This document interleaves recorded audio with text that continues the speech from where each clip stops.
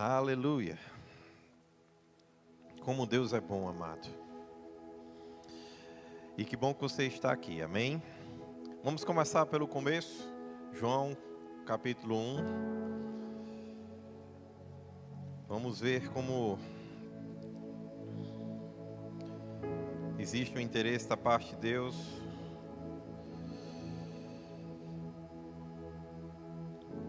na revelação de Jesus Cristo. Sabe, amado, antes de começar essa ministração de hoje, eu queria trazer um exemplo para você, bem natural mesmo, de coisas que acontecem, às vezes, como as mensagens chegam para a gente. Por trás de toda mensagem existe uma intenção, existe um mensageiro. E esse mensageiro, normalmente, ele está vindo em nome de si mesmo, em nome de alguém ou de algo que ele defende. A mensagem, ela é falada, ela é transmitida para mim e para você, a informação vem. Mas essa informação tem uma base, tem um dado. E dependendo de quem esteja olhando os dados da minha e da sua vida, ou os dados da vida, a mensagem vai chegar de uma forma, porque ela geralmente vem para produzir convencimento. Diga comigo assim, a mensagem vem para produzir convencimento. E sabe, a Bíblia, ela não exclui essa verdade. Ela diz, por exemplo, que a fé vem pelo ouvir e ouvir a palavra de Deus. Então isso quer dizer, uma frequência que tem como base, como dado principal a palavra de Deus, porque não é somente ouvir, é ouvir e ouvir. Então isso quer dizer, uma frequência de uma informação, ela traz para a gente o contexto da fé, quando a palavra de Deus é essa informação. Então, quando nós somos expostos à palavra de Deus de forma frequente e recorrente, a fé que Deus nos deu em nosso coração, ela é alimentada. Porque o canal de transporte da fé é a frequência e a informação. Então, convicções são geradas no coração humano e no espírito humano, através da frequência da exposição que eu e você damos quando a palavra de Deus é esse firme fundamento. E aí nós precisamos entender que quando há uma boa intenção, um bom mensageiro e uma boa mensagem, ele vai estar sempre procurando bons dados e ele vai sempre ter temor acerca dos dados, daquilo que ele leva, daquilo que ele transmite, porque ele sabe o valor daquilo que ele está carregando.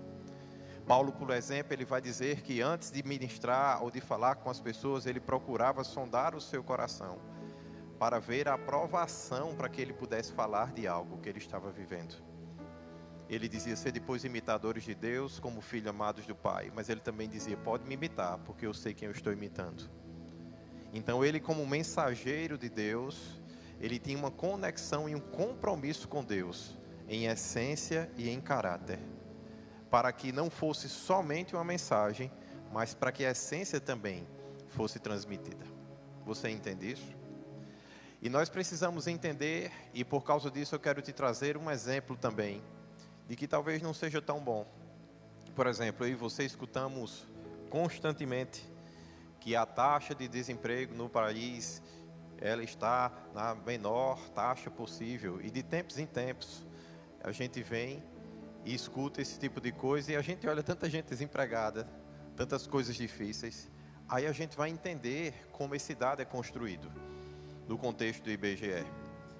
Por exemplo, para nós, o que é que essa taxa, ela considera? As pessoas que estão sem trabalho, mas que procuraram ativamente emprego nas últimas semanas. Isso quer dizer, se você desistiu de procurar, você está desalentado, por exemplo, você já cansou, você não é mais um desempregado, porque você parou de procurar, parou de ir dos órgãos oficiais e buscar nos canais que eles contabilizam quem está procurando. Então, mesmo que você não tenha um emprego, você está sendo contado, não faz parte dessa conta. Essa taxa também não fala daqueles que estão trabalhando em trabalhos informais precários. Por quê? Porque eles estão trabalhando, eles não estão indo lá nos órgãos para dizer, tem uma vaga, não tem para mim. Você entende isso? Não estão indo nos órgãos oficiais. Também não fala aqueles que trabalham pouquíssimas horas, os subocupados, por exemplo. Você às vezes não tem um emprego ali, que você trabalha o mês inteiro, que você tem uma renda completa, mas você conseguiu um lugar que você vai lá e trabalha 1 ou 2 vezes por semana, e a pessoa está lá recolhendo o INSS para você, para pagar você certinho, mas você não tem nem às vezes um salário mínimo, porque as horas que você trabalha, elas não completam isso. E sabe, tudo isso, por exemplo, não está na conta quando a gente fala, quando esse número é transmitido para você, porque o interesse de quem está passando a informação não é te informar bem, mas é trazer uma mensagem que faça com que louvor e glória seja dada por alguém por causa de um trabalho que às vezes nem está sendo feito, mas que ele precisa ter a aparência que está sendo feito. Então nós precisamos entender, amado, porque nem sempre um recorde que foi dado, por exemplo, 2025, foi dito que nós tivemos a menor série histórica, 5,6% de desempregados, né, no país. E aí, em alguns trimestres, chegou a 5,1%. Número de desempregados caiu de 7,6 para 6,2 milhões de pessoas, mas a taxa de subutilização era de 14,5%. Os desalentados, cerca de 2,6 milhões de pessoas. E na informalidade, aproximadamente 38 milhões de pessoas. Olha como muda. Porque mesmo sendo uma informação baseada em um dado, e esse dado tem uma forma dele ser extraído, às vezes qualquer informação isolada, ela pode trazer para mim e para você uma falsa impressão. Porque, amado, o conhecimento ele deve sempre ser o mais pleno, o mais completo, o mais transparente possível em todas as áreas da vida. Para que, de fato, nós possamos viver o que a Bíblia diz: conhecereis a verdade e a verdade vos libertará. Porque quando o sofisma, a altivez de pensamento se levanta contra o conhecimento de Cristo, contra o conhecimento de Deus, e agora você vai esquecer esse exemplo político que eu lhe dei, porque eu quero só te mostrar como Satanás consegue utilizar pessoas para trabalhar pensamentos, números e dados, para fazer com que talvez você se sinta bem, quando na verdade você não deveria estar conformado. A Bíblia diz: não se conformei com esse século, mas transformai-vos pela renovação do vosso entendimento. Então, por exemplo, nós estamos em um país que a maior parte das famílias não chegam a ter a 10 mil reais de renda por mês. Mas isso não quer dizer que porque você, por um motivo ou por outro, esteja perto disso ou tenha ultrapassado disso, que está bom. Talvez Deus tenha mais. E não é a renda do país que determina o que Deus quer fazer na sua vida. É a sua consagração e a sua busca a Deus. E o que Deus tem dito a você que você precisa fazer e viver. Agora, é claro que quando você está dentro de um contexto e você já percebe que Deus está te erguendo, te exaltando e fazendo que você esteja acima de um contexto mediano ou medíocre, porque a palavra medíocre significa a média das coisas. Quando nós saímos da média e entramos naquilo que Deus está nos colocando na vida, nós precisamos ser gratos a Deus por aquilo que estamos conquistando. E muitas vezes ter cuidado, porque a medida do ter, lá no Nordeste a gente diz assim: a medida do ter nunca enche. Quanto mais você tem, amado, melhor é ter, mais gostoso é ter. Então, se você pode ir num restaurante de 50 reais, ele pode ser maravilhoso, mas aí quando você vai no de 100, você descobre que existem coisas que não tem no de 50. E depois, quando você vai no de 200, você descobre que tem coisas que não tem do de 50 e nem do de 100. E essas coisas são boas e está tudo bem. Você entende isso? Essas coisas são maravilhosas. Mas você precisa ter o cuidado, por quê? Porque uma coisa é você vivenciar e experimentar essas coisas, outra coisa é essas coisas terem o seu coração. E a sua felicidade, a sua alegria está nos bens que você possui ou nas experiências que você vive com a comida, com a bebida, com as coisas do mundo, com as coisas que alimentam a minha, a sua carne, o nosso corpo, o que não tem problema nenhum, porque até o nosso corpo tem que ser apresentado íntegro e irrepreensível diante de Deus. Então Deus não tem nada contra o seu corpo, Ele quer que ele seja bem, saudável, por isso que Jesus se fez enfermidade para que eu e você pudéssemos ter saúde divina. Ele foi enfermo no meu e no seu lugar. Então, se Jesus tivesse algum problema com o nosso corpo, Ele não teria pagado o preço e o sacrifício para que ele fosse saudável. Então, ele tem que ser bem alimentado, se aprover a Deus nos melhores lugares dessa terra. Mas o nosso coração e o nosso deleite não é nisso que a Bíblia diz que deve estar. A Bíblia diz: deleita-te no Senhor e Ele satisfará o desejo do teu coração. Não tem problema que o teu coração deseje coisas, mas deixe que o teu deleite, o teu prazer, não deixe de ser a Deus. E nós temos que ter muito cuidado em como as informações e como o diabo trabalha a minha e a sua mente. Porque às vezes você está entristecido por coisas, quando você tem mais do que coisas, você tem Deus. Você tem a essência de todas as coisas dentro de você, e a tristeza pela ausência de coisas está te machucando.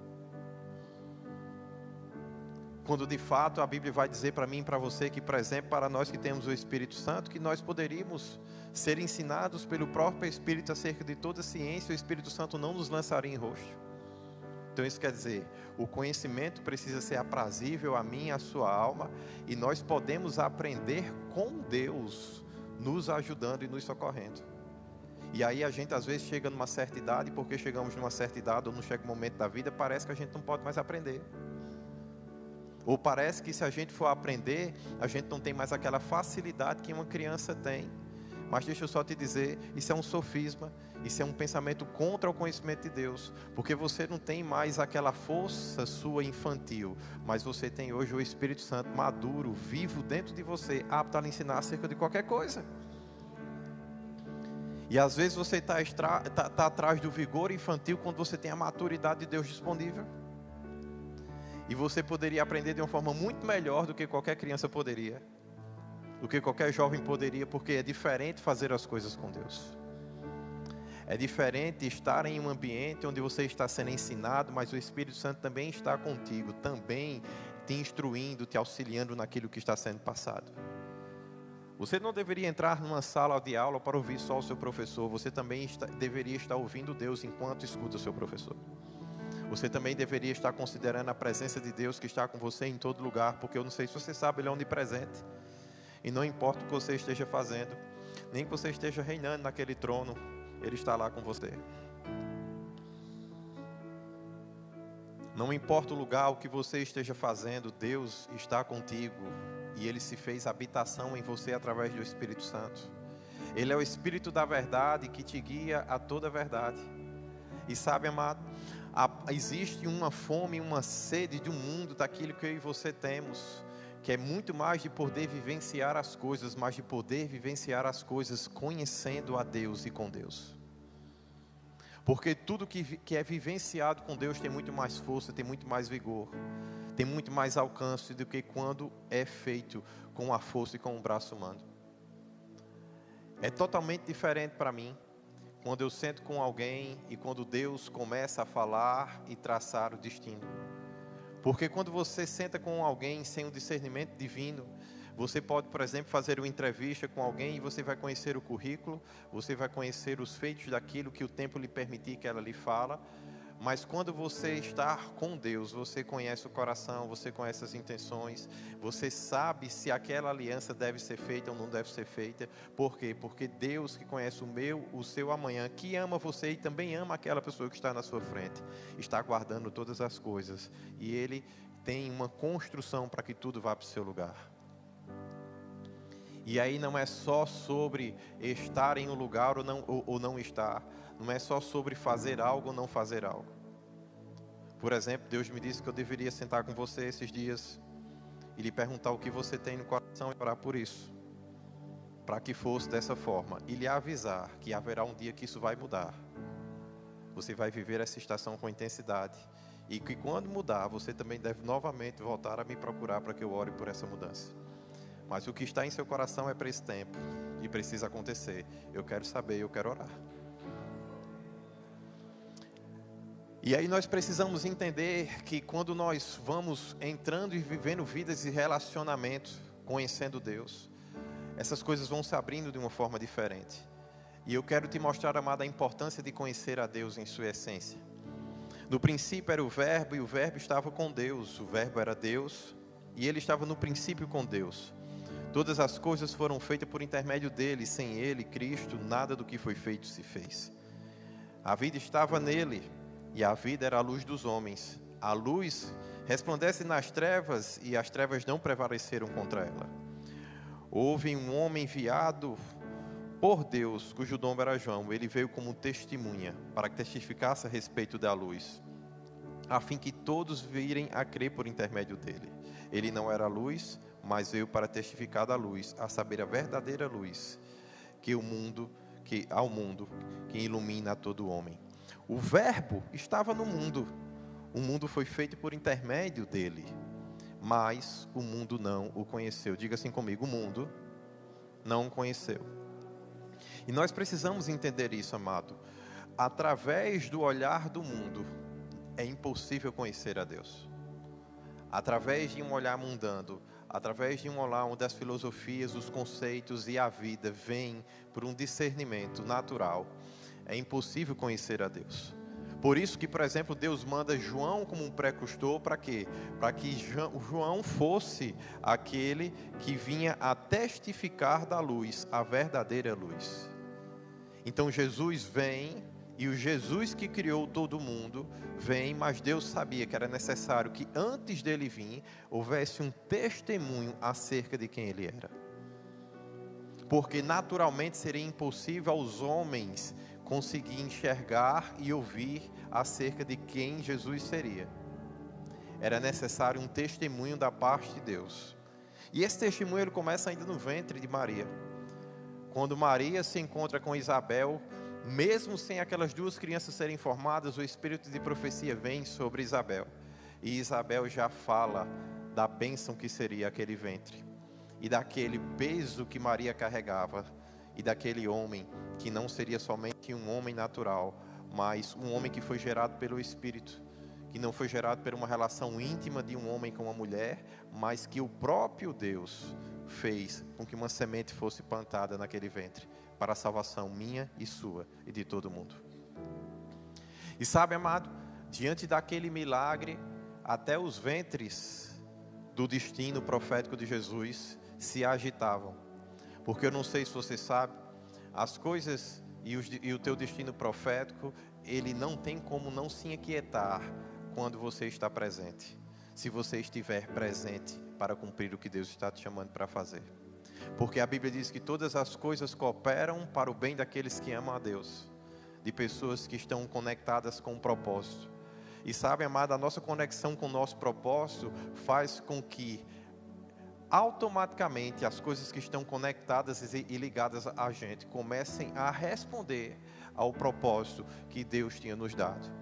E João era uma dessas coisas que estava ligado ao propósito divino de Jesus Cristo. E mesmo antes de Jesus, ele já estava como aquele precursor daquilo que Jesus seria. E sabe, nós precisamos entender isso. Hoje pela manhã Deus me deu essa visão do que Ele está fazendo conosco como igreja. E Ele me lembrou de um dia que eu recebi uma chave. Porque às vezes nós recebemos as chaves das revelações, mas não sabemos para que aquela chave serve. E não sabemos como nos comportar com ela. E eu me lembro que aquela pessoa, quando me entregou a chave, ela disse: olha, quando você chegar perto do carro, você não precisa fazer nada. É só puxar a maçaneta, ele já vai abrir. Quando você sair de perto do carro, fique tranquilo, ele vai e fecha só. Sobe os vidros, faz tudo que tiver de fazer. Se você tiver com a mão cheia de sacola, vá lá para trás da mala. E aí você espera de 2 a 3 segundos, dá 2 passos para trás e a mala vai se abrir. Tudo isso porque eu tenho uma chave. E aquela chave foi trabalhada uma conexão entre ela e aquele veículo. E aquele veículo foi feito a responder àquela presença. Se um homem pode, amado, fazer com que uma chave possa ser reconhecida em sua presença, para que as coisas interajam com ela de uma forma extraordinária dessa. Agora me diga, Deus que criou todas as coisas, e a Bíblia diz que antes da fundação do mundo Ele já preparou boas obras para que eu e você pudéssemos andar nela. Imagine quais são as conexões que Deus tem para mim e para você, amado, em relação à vida e às coisas. Imagine quantas coisas reconhecem a tua presença, mesmo que você não queira tanto. E isso acontece com muita frequência. Às vezes eu estou passando pela garagem, eu não quero nem que o carro abra, eu só estou passando. Mas porque eu estou passando, ele... Por que, amado? Porque mesmo que naquele momento eu não esteja com um propósito em interagir com Ele, Ele foi feito para interagir comigo. Ele foi feito para interagir com aquele dispositivo. E mesmo que eu passe despercebido, mas ele não fica desapercebido da presença da chave. Deixa eu só te dizer uma coisa, você pode estar passando despercebido pelo seu destino profético, mas o seu destino profético está pronto em Deus. Porque Deus não muda, e o seu posicionamento ao meu respeito e ao seu também nunca mudou. A Bíblia diz que os dons e os chamados de Deus são sem arrependimento e eles têm caráter irrevogável. Isso quer dizer, eles foram nomeados para você e ninguém pode apagar. Existe uma identificação de coisas, de pessoas. Existem destinos proféticos que foram guardados por Deus para interagir com a minha e sua vida. Mas às vezes nós estamos passando desatentos, querendo e estamos interagindo com tudo, menos com aquilo que Deus nos deu a chave. E estamos tocando um monte de coisa e interagindo um pouco com a chave que Deus nos deu. E nós precisamos dessa consciência, amado. Por quê? Porque nós não podemos esquecer que Jesus estava no mundo, mas o mundo não o conheceu. Porque o sistema e a nossa vida, ela é moldada de uma forma para que eu e você acorde, e a gente acorde um pouco atrasado, porque São Paulo tem um trânsito muito pesado, muito difícil, e se tiver trânsito, como é que eu faço? Aí você já entra naquela correria, daquela correria, você já pulou para dentro do seu carro, se você não tiver cuidado, você não abraçou sua esposa, você não beijou seus filhos, você não deu bom dia para Deus, você não deu bom dia para o Espírito Santo. E eu me lembro de um dia que estava uma risadagem só lá na casa de pastor Amauri, de pastor Janduí e de Eliane, porque naquela época Sami ainda morava conosco e Sami era uma figura, né? E de vez em quando a gente parava para dar risada e falar dos outros um pouco de uma forma boa, fique tranquilo que não é para falar mal. E nesse dia a gente estava lembrando de Marisete dormindo lá em cima da cama dela, e ela quase sem conseguir dormir depois disso, porque não sabia mais se ria a noite inteira, o que é que fazia, porque aquela cena para ela foi bem engraçada. E ela disse que Marisete estava lá dormindo na cama de cima, ela estava dormindo na cama de baixo, ou era o contrário, Marisete estava embaixo, ela estava em cima, não sei como é que era. Só sei que as duas estavam no mesmo quarto, e Marisete se deita para dormir e começa: Deus, eu te amo, beijinho para você, Espírito Santo, boa noite, beijinho para você, Jesus, boa noite, eu te amo, beijinho para você, Deus, boa noite, eu te amo. E Samba do outro lado da cama, se acabando de rir, disse quase que eu perco o sono. Porque quando eu vi ela falando com Jesus, mandando beijinho, pensando, mandando beijinhos, né? Aquilo não era comum. Mas por que não era comum, amado? Porque talvez ela não conhecia Deus dessa forma. E às vezes é até engraçado de como algumas pessoas se relacionam e falam com Deus. E como às vezes a gente com tanta estrutura perto, como a gente se passa desapercebido. Esses dias eu estava conhecendo a história de um rapaz, mendigo, mais de 5 anos de rua. E conheceu Jesus na rua, sem ninguém pregar o evangelho para ele. Ele começa a falar com Deus, começa a buscar a Deus, começa a pedir a Deus que se de fato ele existisse, que ele se revelasse. Naquela época ele estava pesando 51 quilos, às vezes 47. Ele tinha os mesmos bichos que um homem morto carrega em seu corpo quando ele é enterrado. Que eu não vou lembrar o nome agora, acho que é... não vou lembrar o nome. Mas ele era tão podre que até mesmo a Cracolândia e os mendigos rejeitavam ele, porque ele fedia. Para aqueles homens da Cracolândia e da rua, ele era fedorento. Imagine como ele não deveria ser, amado. E os mesmos bichos que estavam sobre um homem morto, enterrado no solo, sobre a sua pele o atacando. Esse homem, ele começa a ouvir Deus e acerca de Jesus Cristo. E aquelas irmãs do coque, como sempre, maravilhosas. Uma passa pela vida dele e diz: menino, eu não tenho nada que eu possa te dar, mas eu tenho uma Bíblia e ela vai transformar a sua vida, leia. E aí a vida dele é plenamente restaurada por Deus, quando ele começa a conhecer as revelações da Escritura. Amado, se Deus pôde pegar o homem que a sua pele já estava sendo comida de bicho, tirar ele da rua, fazer dele uma pessoa saudável que hoje está pregando o Evangelho no nosso Brasil com intensidade e com força. Você que, graças a Deus, que não está precisando sair desse lugar, que está em um lugar preservado por Deus, como não pode ser a sua vida se você se expor a essa luz da salvação que é Jesus Cristo?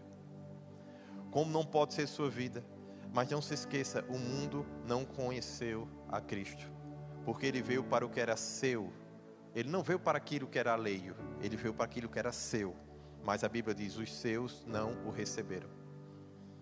Mas todos quanto o receberam, deu-lhes o poder, que também significa autoridade, força, vigor, para serem feitos filhos de Deus, a saber, os que creem em seu nome.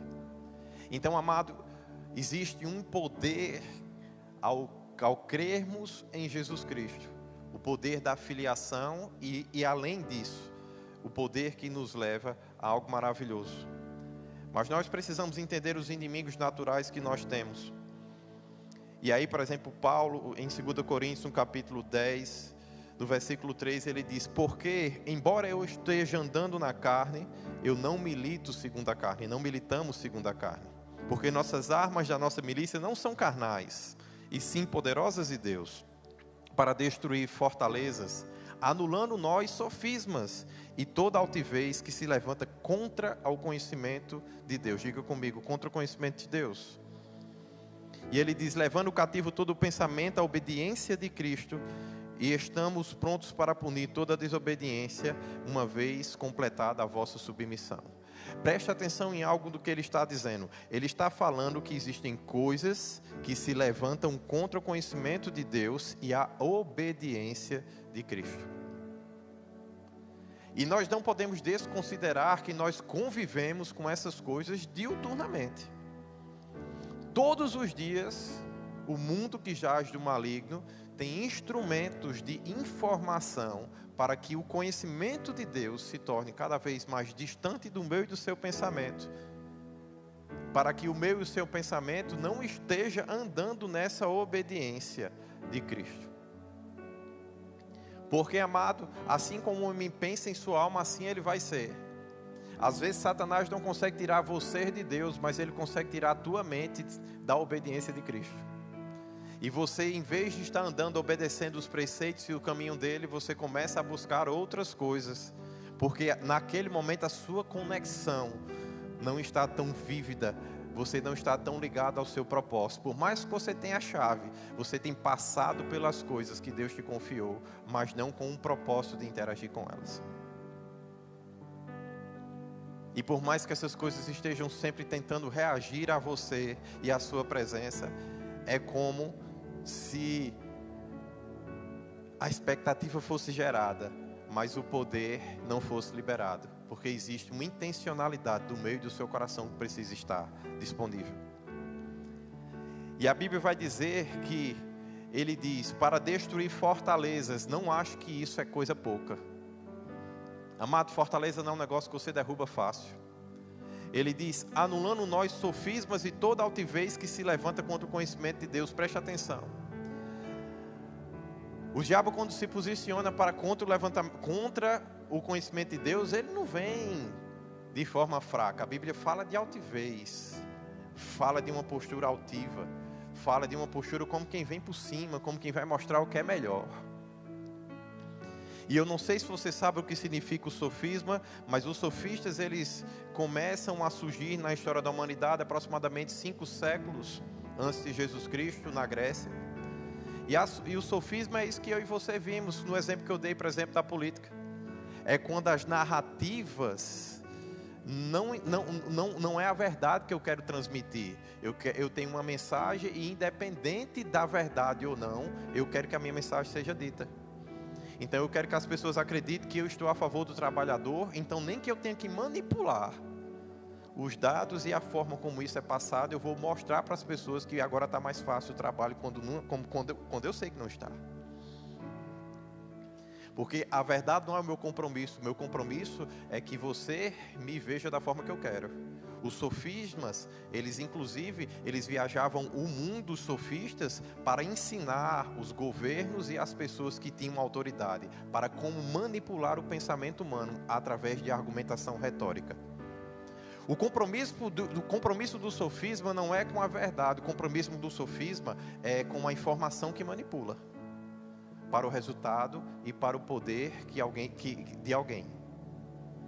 E Paulo está dizendo, olha, tenha muito cuidado, porque existe algo altivo que se levanta com a força da filosofia sofista, que está se posicionando contra o conhecimento de Deus, e você convive com isso.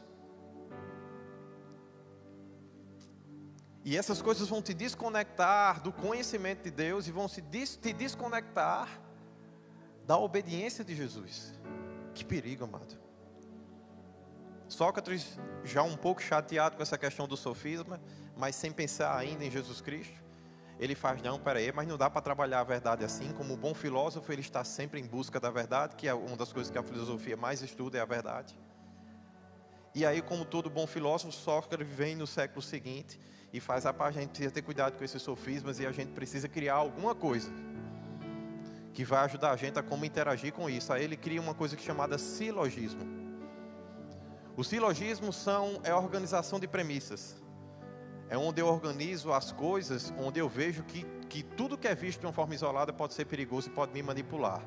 Então eu preciso observar e ver todas as premissas. E quando eu observo as premissas, eu ainda preciso ter o cuidado de entender qual é a premissa maior e qual é a premissa menor. Para que eu não possa, às vezes, sabe quando a gente tem aquela expressão nordestina, fazendo uma chuva num copo d'água? Quando às vezes a gente quer passar um desespero por uma vida, por uma situação, está entendendo pouca. Às vezes, amado, a gente, se não tiver cuidado, a gente é como criança. A gente está fazendo as tempestades nos copos d'água que a vida nos traz. E a gente está igual a menino se sacudindo, porque eu quero. E agitado no seu coração. E às vezes você precisa da maturidade de Davi. Ei, minha alma, preste atenção. Por que você está abatida? Por que você se perturba dentro de mim? Ei, sabe esperar em Deus, mas não? Não sabe confiar em Deus, mas não? Às vezes você precisa ser como Davi, olhar no seu espelho e dar uns gritos com você mesmo. E olhar e se questionar, por que eu estou tão agitado? Por que isso está mexendo tanto comigo? Cara, eu tenho Deus, por que essa pessoa falou isso comigo? Eu não tiro isso da minha cabeça quando eu devia estar pensando nele. Quando o meu pensamento deveria estar cativo à obediência de Cristo, eu estou aqui preso com essa ofensa. Preso a isso que me disseram. Quando eu deveria estar planejando coisas extraordinárias com Deus e com o Espírito Santo. Olha aqui, quantas horas no meio dessa briga a pessoa não está nem comigo. A gente fica brigando com gente que não está nem na nossa frente.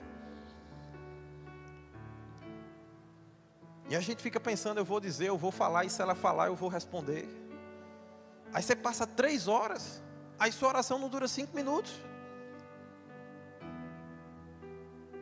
E nós precisamos entender que é exatamente esse o propósito de Satanás. Deixar o seu pensamento preso a qualquer coisa, menos a obediência de Cristo. Porque, amado, nós precisamos entender a força do que é conhecer a Deus. Em João, no capítulo 17, vai dizer assim: tendo Jesus falado essas coisas, levantou os olhos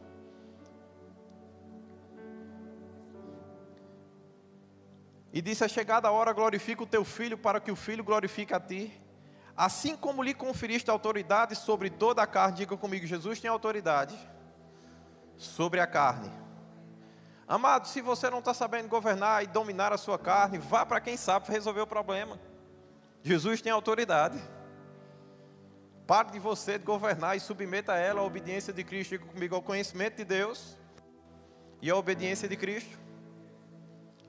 Nós precisamos, amado, para viver uma vida cheia do Espírito, que não se sujeita à carne, da obediência de Cristo e da autoridade que Ele tem sobre toda a carne, porque você não consegue governar nem a sua.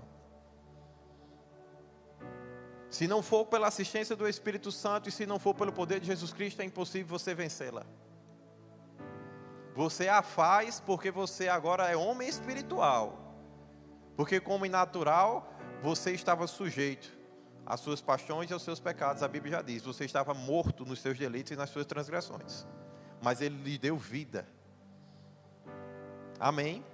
Então não foi você que a venceu, foi Cristo que a venceu por você. E a autoridade sobre a carne está na crucificação e na morte dele.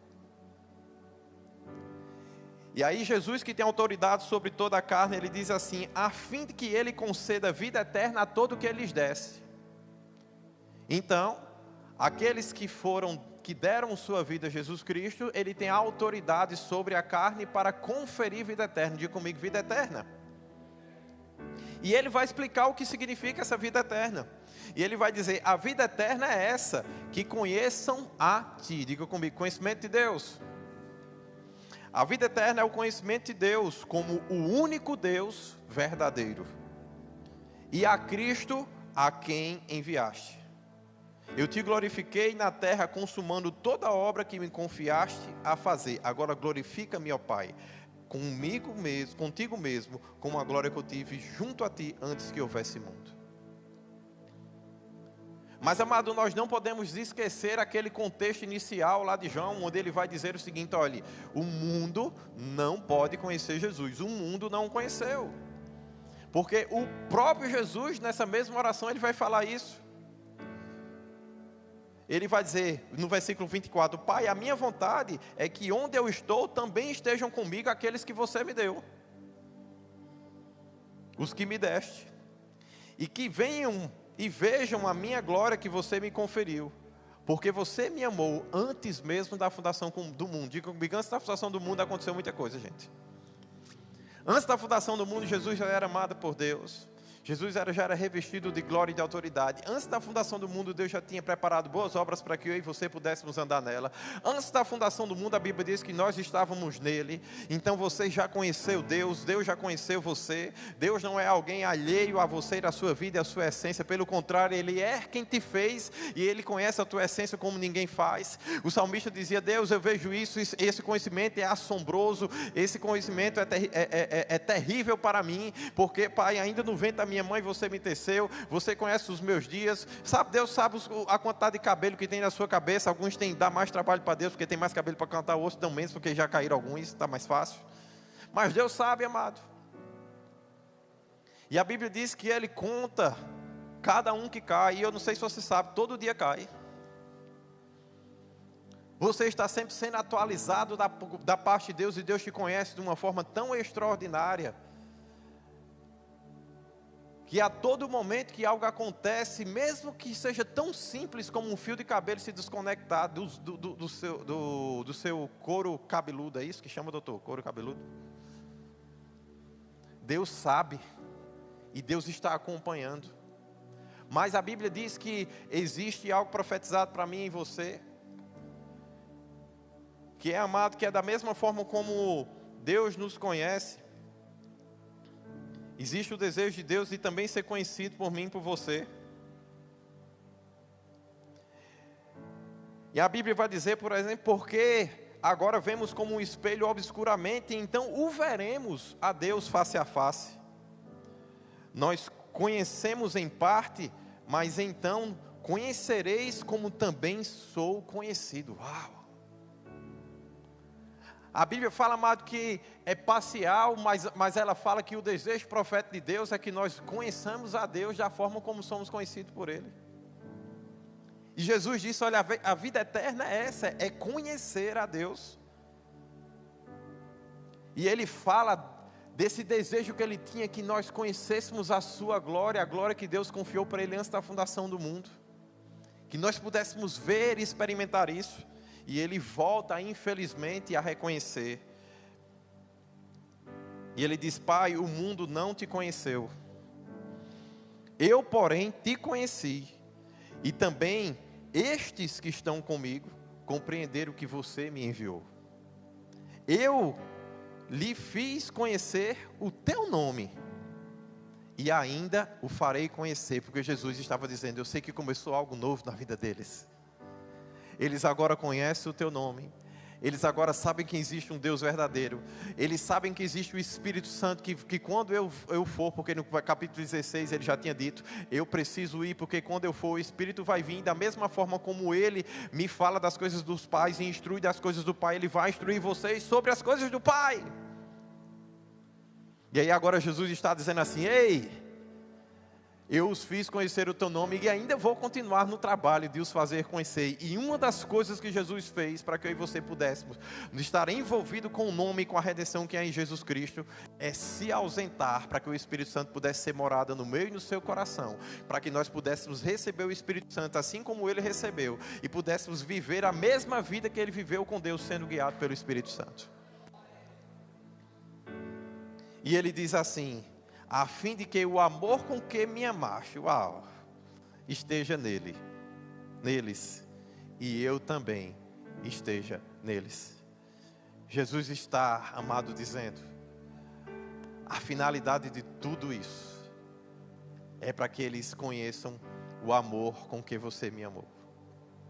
O amor com que Jesus amou a Jesus Cristo fez que no dia que ele quisesse alimentar a multidão e não encontrou respaldo em seus discípulos nem dos recursos disponíveis, que o pão multiplicasse e o peixe multiplicasse, para que ele pudesse ter o seu coração satisfeito, porque deleita-te no Senhor e ele satisfará os desejos do teu coração.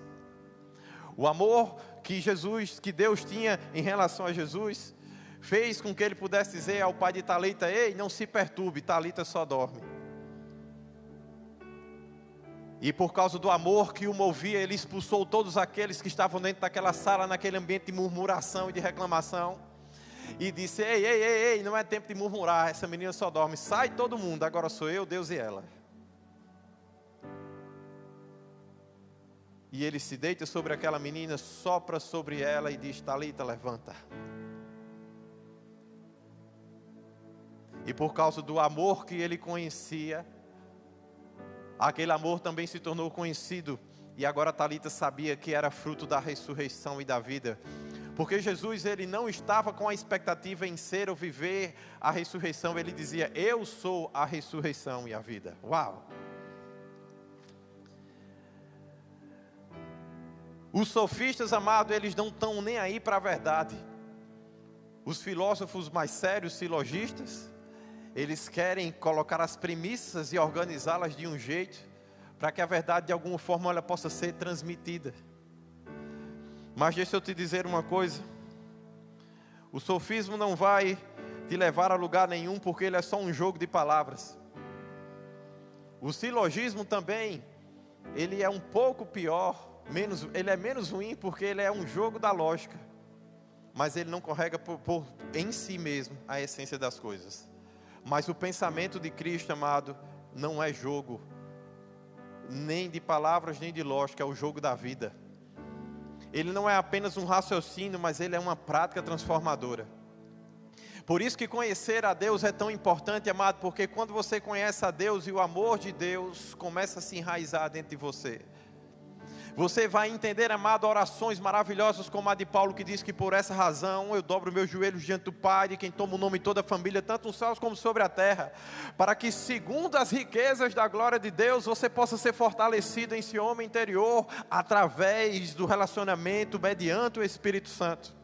E assim habite Cristo no seu coração, estando você arraigado e alicerçado em amor, para que você, juntamente com todos os santos amigos, possa compreender qual é a extensão do amor de Deus em sua largura, profundidade e altura. E ele diz: e assim habite Cristo em seu coração.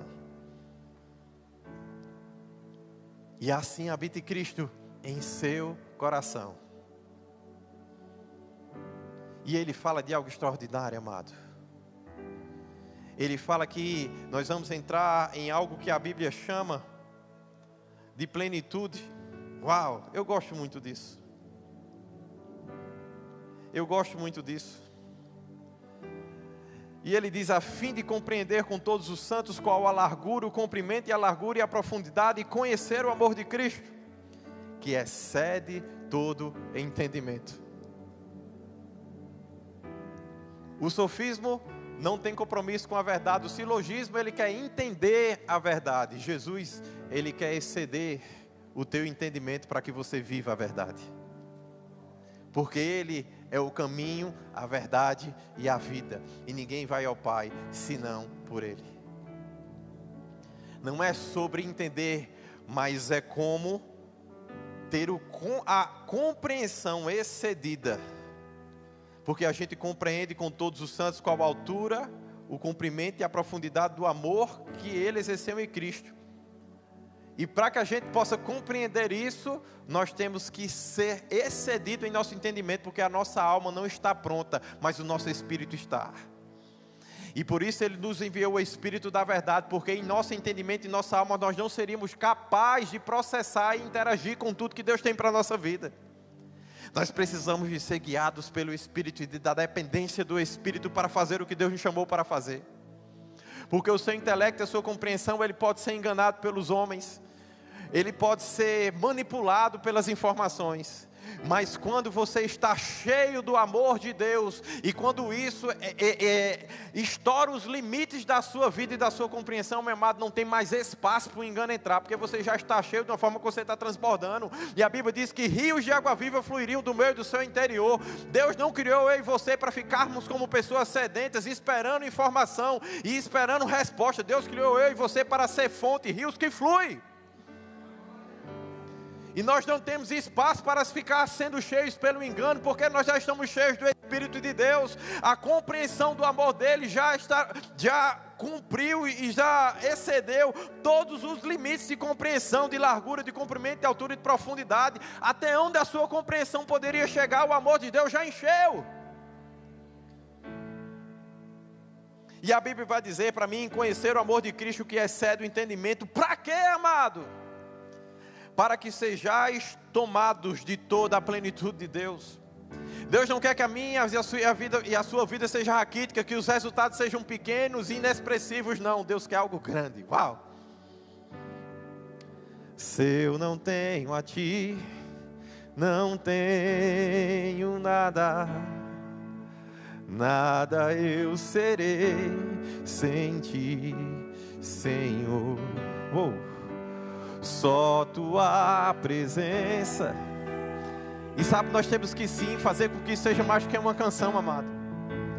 Deus precisa estar presente na minha vida, no meu e no seu pensamento. Ele precisa estar ativo em nossa mente. A sua mente não pode ter espaço para mais outra coisa a não ser o amor de Deus. Por quê? Porque Ele quer te encher de compreensão sobre altura, comprimento, largura e profundidade. Ele quer preenchê-la completamente. Ele quer que inclusive você que exceda os limites da sua mente, para que você possa ser tomado para a plenitude. A plenitude não é algo que você pode alcançar em sua força, em seu braço humano. A plenitude é algo que você pode conquistar quando a sua força e o seu braço humano se rende para Deus e diz: Deus, sem ti eu nada posso fazer, mas tudo posso em Cristo que me fortalece. Pai, sem ti, ó Pai, Senhor, a única coisa que eu posso esperar é a enfermidade, a dor e as coisas difíceis desse mundo, mas em você eu sou curado.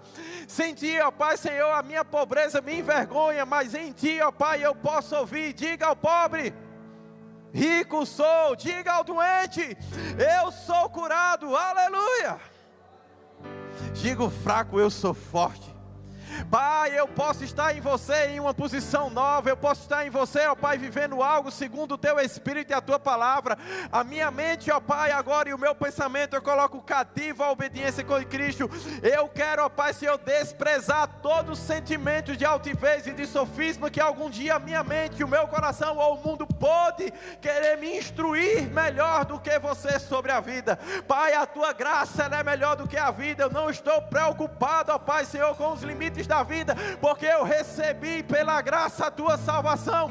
Mediante a fé, Pai, eu me conectei com a tua graça, com a tua glória, e agora os limites da vida foram e caíram por terra, porque eu não estou mais sujeito a esse mundo. Eu fui transportado do império das trevas, agora eu estou no reino do Filho do seu amor. É o amor de Deus que estabelece os meus limites, é o amor de Deus que estabelece as minhas possibilidades, é o Espírito Santo de Deus que me diz quem eu sou, é o Espírito Santo de Deus que me diz aonde eu posso ir, é o Espírito Santo de Deus que me diz o que fazer com o que tenho. Não é algo mais natural que me espera, Ele espera. Deus está nos chamando a um avivamento no Espírito, onde nós entendemos que a eternidade é conhecê-lo, e a eternidade é reconhecer o seu Filho, e nós precisamos reconhecer a Deus em todos os nossos caminhos, para que Ele endireite as nossas veredas. É um tempo de conserto, é um tempo de alinhamento, é um tempo sobrenatural de Deus fazer mais do que você pensa,